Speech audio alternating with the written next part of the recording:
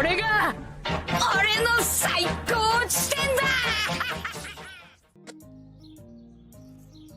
Hello guys, I just came back from Toronto. I scrubbed out of the regional. I went 2-2 and I dropped out. And I straight up went to sign up for the treasure cups. So I got out of the main event, signed up for the day 2 treasure cup, and I managed to make top 32. So I'll show you guys the pricing because it's pretty cool. So you guys can see top 32. There's a T32 on it, right? So you do get some Marco sleeve for your dons if you do like them. So that's 10 Marco sleeve dons. You get the Elbaf, or yeah, it's Elbaf Luffy. Elbaf Luffy don, which is really, really nice. Top 32 Nami, top 64 Nami, sorry. For 32, you don't really get a price card. I think you get this don, basically, this Elbaf don.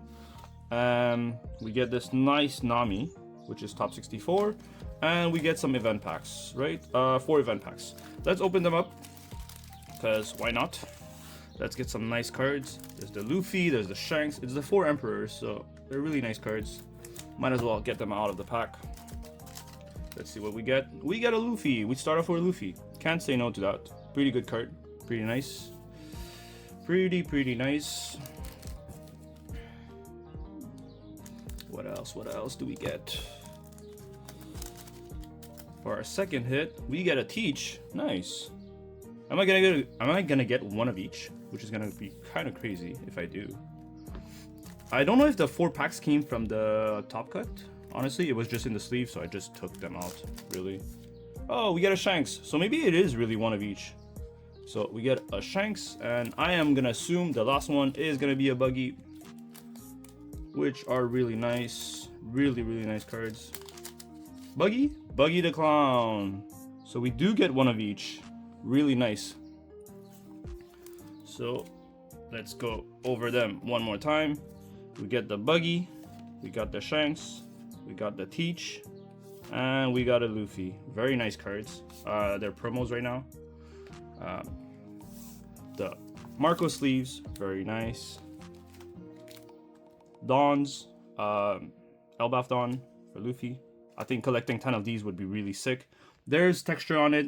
This is goldish, the rim. It's kind of hard to catch it on camera, but I'm trying to catch it as best as I can. But very nice.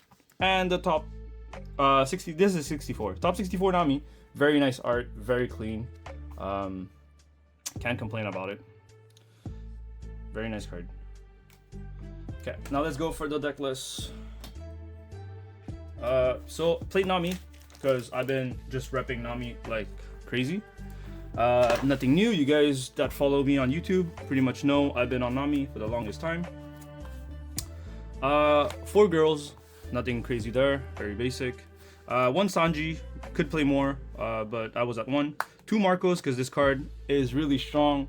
It does get dealt with against Lucci, Ace, and L, which is 3 top meta decks.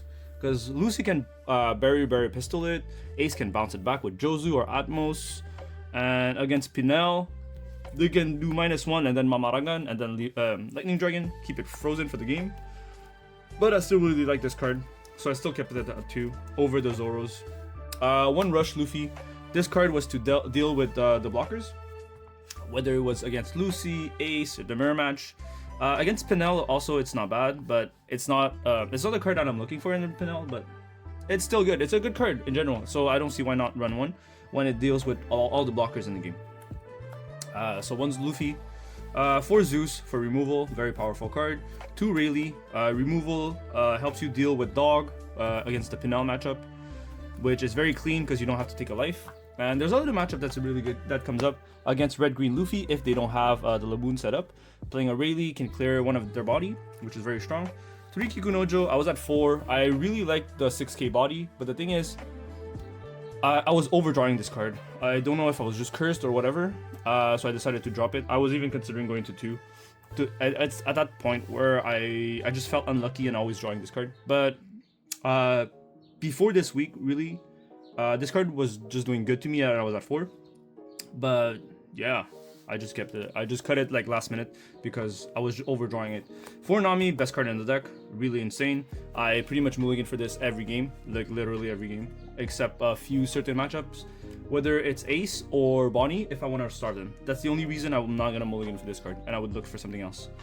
For Robin, because this card's busted, the on KO is ridiculous, and being able to heal and then proc leader effect, busted card. For Newgate, this card just too strong against everything except Penel, because Penel can deal with it quite easily, and also in that matchup you rather heal than set up a 12 key body.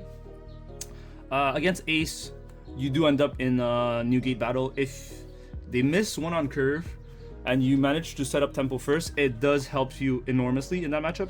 Against Lucci, at some point they run out of steam and they don't have removal. If you chain Nami, Robin, Newgate, at some point they won't be able to remove one of their body unless they draw the nuts. But you still have to take the risk because it's one of your bad matchups. But once your Newgate sticks on board, pretty favored. Helps you a lot because your Newgate all of a sudden can swing into their sabos, clearing them. So this is huge. I was on 3 Peronas, 4 Hogback.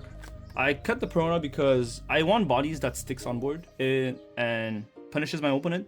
So if I have a Hogback, they kill it, I can still bring out a Kikunojo or a Perona. And that's why I valued Hogback more. But if you guys are scared of Penel, play the Perona instead of the Hogback. For Gecko Moria, because it's part of the engine. For Kumasi, same thing, part of the engine. 2 Hioris.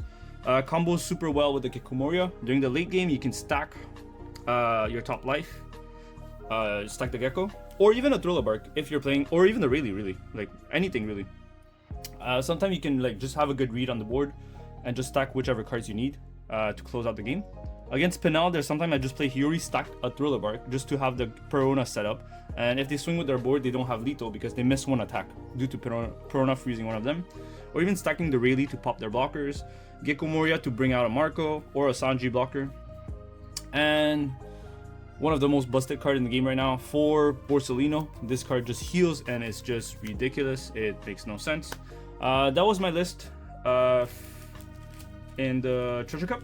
I wasn't playing this exact list in the main event. I think I had a Zoro, and there might have been another card, but I don't remember what was the other card. But the list was pretty much the same. It was like 1 or 2 card diff. But yeah, this list performed. I don't have much regret with this list. Everything was fine. Yeah, I guess that was it. My matchups, I face, like, then again, I was really lucky. I faced 6 Penels. I lost to one of them. I'll put them, I guess, at this part of the video, at like 7:43. I faced 7, it was 9 rounds. I faced 6 Penels, lost to one of them. I had a full board. He had 9 cards in hand. I pushed for game. He had 1 life, no blockers. I pushed for game with a full board. I think one of them was frozen. So I had 4 bodies plus my leader. I did 7-7-7, 9-9, and it wasn't enough to connect. He still had enough counters, and I was dead the following turn, so I had to push for games. So I lost to 1 Penel. It was my actually first loss ever in a tournament setting against Penel. The 3 other rounds, because it was 9 rounds, right? I played a Sky Luffy. He was actually dominating all the Namis until he faced me. I guess he bricked and he didn't draw the cards he needed to beat this matchup, so I got lucky. I faced a yellow NL in round 9. He also didn't see his 10 cost NL. He saw Ace, 10 cost Ace, healed, and it wasn't enough for him. I managed to get him low in resources and I pushed for game. I just basically played Zeus, killed his Borsa, and just went for it. It actually, the same thing happened against the Sky Luffy. He had a Borsa. I played Zeus, killed a Borsa, because Borsa is not a Sky Island character, so Zeus can remove it in that matchup against Bell Luffy. And there was one more. I played against a Lucci. That was my other loss. It was super close against the Lucci. He had a Sabo Gold Roger set up. He had 0 life. I had no blockers on board, but I had 3 lives, and I was like, I'm pretty safe. But he went 9 with his first Sabo. I countered out. He went 11 with the second Sabo. I didn't have enough counter. I took. Then he went double attack with one of the event. Discarded his whole hand with Lucci. Swung like 14. Couldn't counter. I took double hits. I was at 1 life, and then he went 14 with the Gold Roger, and I lost there because I didn't have enough counter. Very clean play from the Lucci. Something I don't see a lot of Lucci do. He was playing like quite aggressively. he was going 9s instead of 8s, because there is events in the Lucci deck that goes plus 3k to the leader, draw 2, or double attack. But that Lucci was always discarding an extra card from his hand to put himself to 9k instead of 8, and it would require me multiple cards to discard out of my hand. And yeah, he got me there. I had a full board. I was poking him down. I thought I was in a good spot with 3 life and him 0 life. But I guess not. He had other plans and he managed to get me there. So yeah, this deck is great. Might play some Pinel because the regional is over and the next one's in a couple weeks.